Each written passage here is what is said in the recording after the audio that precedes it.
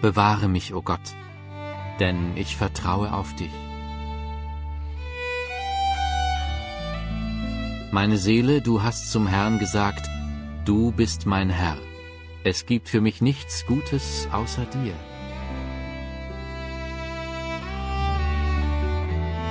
Die Heiligen, die auf Erden sind, sie sind die Edlen, an denen ich all mein Wohlgefallen habe.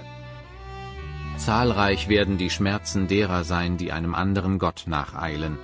An ihren Trankopfern von Blut will ich mich nicht beteiligen, noch ihre Namen auf meine Lippen nehmen. Der Herr ist mein Erbteil und das Teil meines Bechers. Du sicherst mir mein Los.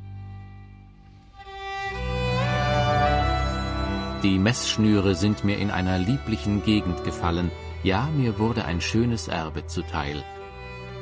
Ich lobe den Herrn, der mir Rat gegeben hat, auch in der Nacht mahnt mich mein Inneres.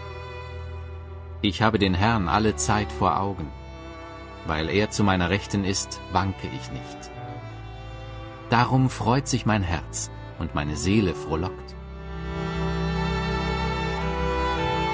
Auch mein Fleisch wird sicher ruhen, denn du wirst meine Seele nicht dem Totenreich preisgeben und wirst nicht zulassen, dass dein Getreuer die Verwesung sieht. Du wirst mir den Weg des Lebens zeigen. Vor deinem Angesicht sind Freuden in Fülle. Liebliches Wesen zu deiner Rechten ewiglich.